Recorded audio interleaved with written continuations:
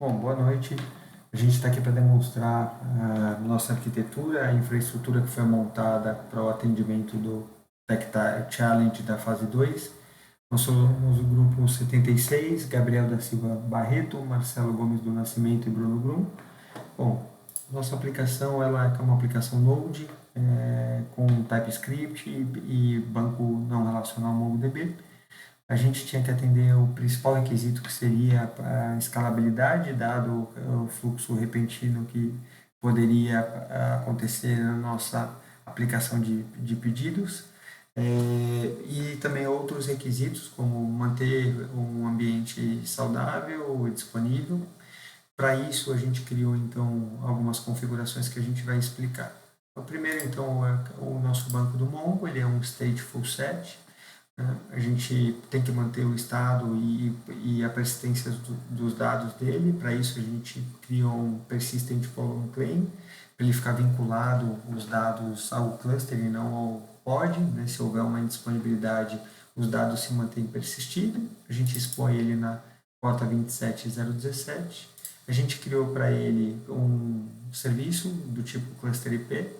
Esse serviço ele é um cluster IP porque as comunicações elas se darão somente internamente do cluster e não de forma externa. Então, ele despacha na porta 27017 para fazer a conexão com o Mongo e ele recebe, ele expõe a porta 80. A gente criou, então, como eu disse, um Persistent Volume Claim com esse provisionamento de 900 mega e a criação do PVC lá se dá de forma automática. Fora isso, a gente tem duas aplicações que vão acessar o Mongo. Então, é um cliente que é o Mongo Express, que a gente criou um deployment com uma réplica.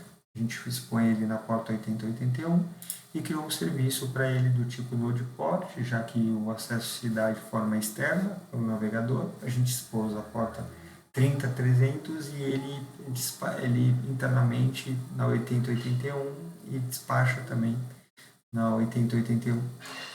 A gente criou um config map para ele com algumas variáveis e nossa aplicação Node ela é um deployment com 3 réplicas, já que a gente tem que atender o requisito de disponibilidade. E a gente tem algumas features a mais, como os health checks, né? Então a gente configurou o liveness e o readiness, né? Para manter o ambiente estável e saudável. Dependendo da situação do liveness, ele faz a criação de um novo pod, ele mata um e cria outro. E a gente também configurou o Auto Scale, o HPA, para que ele consiga fazer o gerenciamento e atender o principal requisito de escalabilidade. A gente definiu como uma quantidade mínima de 1 e máxima de 10 e a CPU, o alvo, se mantém em 60%, então menos que isso ele diminui no número de pods e mais que isso ele aumenta a quantidade de pods. Então, se eu vier na nossa aplicação aqui, a gente tem o cliente do Mongo Express funcionando, a gente tem, no momento da criação do deployment, do stateful, nesse caso é um deployment, do um script já com os dados criados, né? O stateful set no caso do Mongo, deployment no caso do Mongo Express. A gente tem também nossa aplicação, aqui eu estou acessando o endpoint que traz os produtos, e aqui no Postman eu vou inserir mais uma torta de maçã, preço 7,50, então se tudo der certo ele vai fazer a criação. E a gente vai conseguir identificar ele aqui tanto no GET que a gente tem no navegador, aqui embaixo torta de maçã, como no próprio Mongo Express aqui. Então o que eu vou fazer agora é fazendo uma demonstração e a gente espera que ele se mantenha os dados persistidos uma vez que a gente mate o pod. Então eu vou fazer aqui a deleção desse pod do nosso Mongo. Então, se eu fizer a deleção, ele está terminando com o pod aqui e ele já cria um outro. Então, ele criou um outro, eu vou demonstrar que os dados continuam persistentes. Então, a torta de maçã que eu acabei de criar, a aplicação também continua lendo ela. E agora eu vou fazer um teste de estresse para demonstrar para vocês a questão do autoscale. Então, eu vou dar um HPA menos watch Nesse momento, eu tenho então 4 réplicas da minha aplicação com uma CPU, um consumo de 32%, agora 30%. O que eu vou fazer é rodar no stress teste, eu vou deixar 2 instâncias rodando, que ele nada mais faz do que vários curves em loop para aumentar a CPU.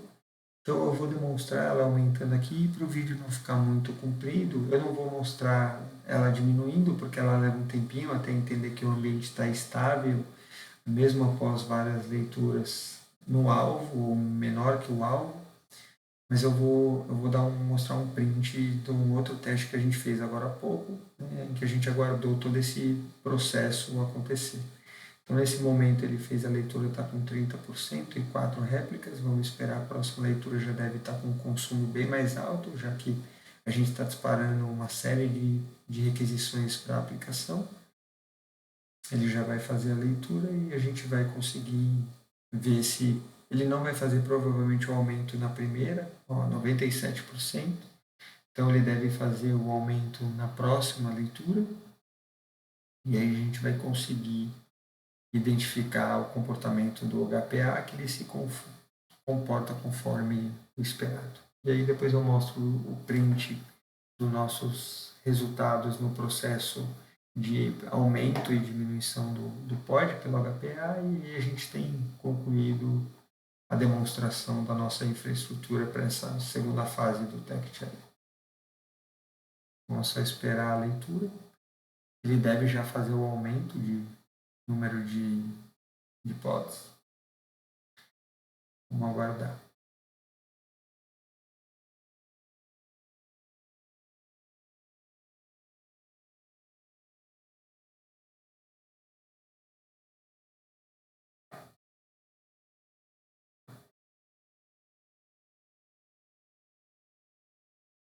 Aqui, então, ele já fez uma nova leitura, ele saiu de 4 para 7 réplicas, e você vê que o processamento ele já diminuiu em função dessas 7 réplicas que foram subidas, né?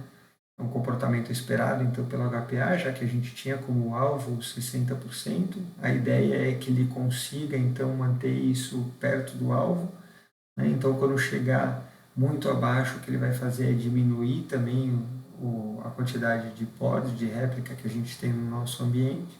Então, ele atua de forma inteligente e ativa, fazendo um autogerenciamento, não sendo necessário que a gente, o DevOps, por acaso, tenha que ficar mapeando isso, né? Todo uma equipe em volta disso para aumentar e diminuir conforme a demanda. O próprio Kubernetes ele faz esse autogerenciamento, a gente configurando ele da forma esperada. Ele ainda teve que aumentar o máximo para 9.